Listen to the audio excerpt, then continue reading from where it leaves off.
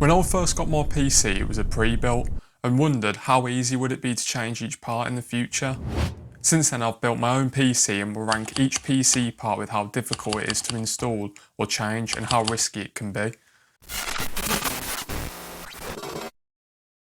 This is separated into two types, SSD and HDD. First up is SSD. The process for this is relatively simple. All you need is a screwdriver and a screw that you most likely have the screw from the SSD you're changing already. Just unscrew it, pull out the slot and insert the new one and screw it back in.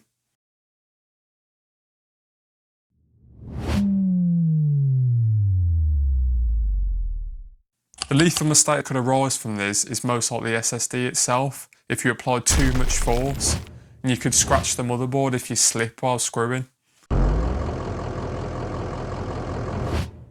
The HDD can also be simple, it's just finicky as I struggle dealing with the cables. Also the hard drive shelf that the hard drive goes into can be quite annoying, it's a pain to fit the hard drive in there.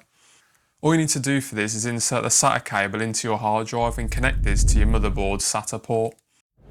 You also need to insert the power cable from the PCU into the hard drive. The lethal mistakes are relatively low as the SATA cables are easily identifiable, so there's low risk if you're plugging it into the wrong port. The only real risk is damage to the SATA port or hard drive by being heavy-handed. The process for this is pushing down on the tabs and lining up the RAM with the slot. As you can see, there's a little lip on the RAM slot, so you've got to line this up and then push down until it clicks.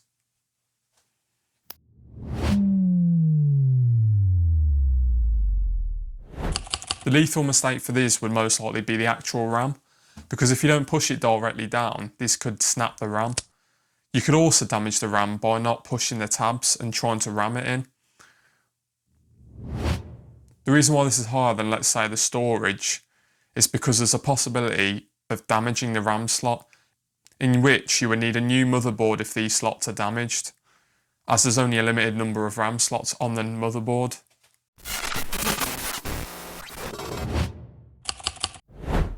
The process for this is quite literally the same as the RAM, as there's the same lip on the GPU slot and the GPU, and you still have to push it down, except it's bigger compared to the RAM, and you have to unscrew the side of the case so you can get the GPU off and then fit another one in, and then you also have to connect the PCIe connections from the PCU.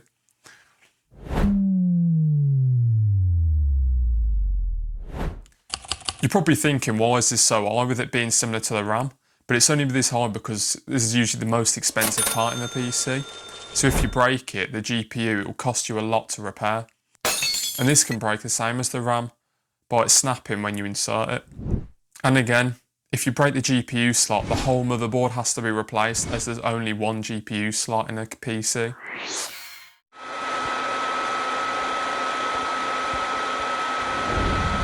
You would think fans are easy to install, and the actual installation is simple. Just make sure you connect the fans to the USB headers. But you have to make sure when inserting these fans that you have air inflowing from the environment and outflowing from the PC.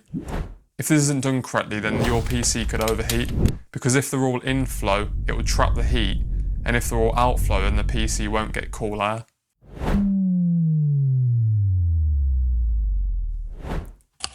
The lethal mistakes for this are higher than usual, because if the PC overheats, then this could slowly damage these parts, as it wouldn't completely kill your PC.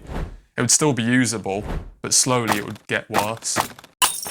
Just make sure you have inflow on one side and outflow on the other, and try not to put an inflow next to a PCU, as this would blow hot air into the PC. The process for this can be quite difficult because the cables tend to be thick, and it can be tricky finding out where each cable plugs into.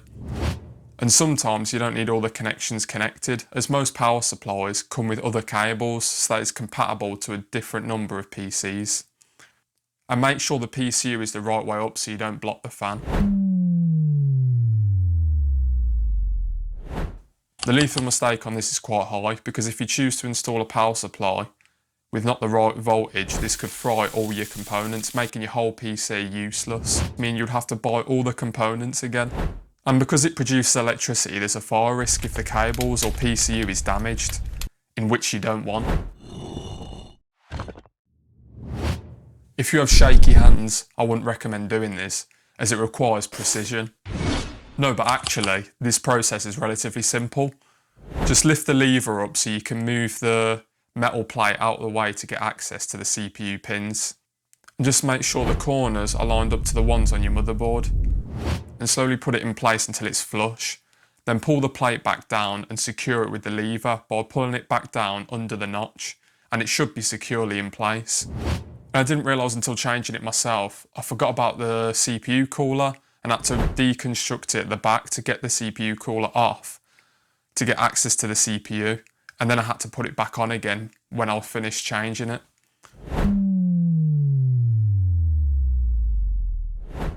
The reason why I said about shaky hands is because you could easily make a mistake with this if you're not careful. Because the pins could bend if the CPU isn't inserted properly, damaging the motherboard, making it useless, and you'll have to buy a whole new motherboard again. This process can be quite difficult depending on how you do it. You could install all the PC parts to this new case, but another way you can do it is by leaving all the parts on the motherboard but unplugging all the cable connections and GPU. This is so you can move the whole motherboard with the components on into the new case, and all you have to do is install the cable connections again.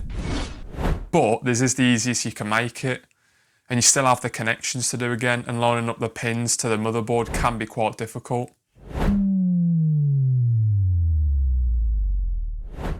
Because all the components are all connected to the motherboard, I've put the lethal mistake higher, because if you drop the motherboard while trying to insert it into the new case, this could damage multiple different parts.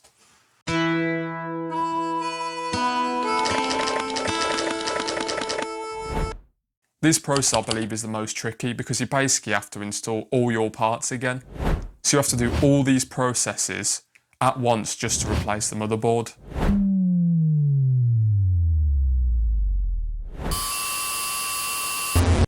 This is the most lethal because there's a chance you can make multiple mistakes and you can damage the motherboard each time you change these parts because they're all connected to the motherboard. Now you know how to upgrade any of these PC components. I just want to do a quick thank you to all the response to my previous video. It's good to know that people are actually making use of my videos.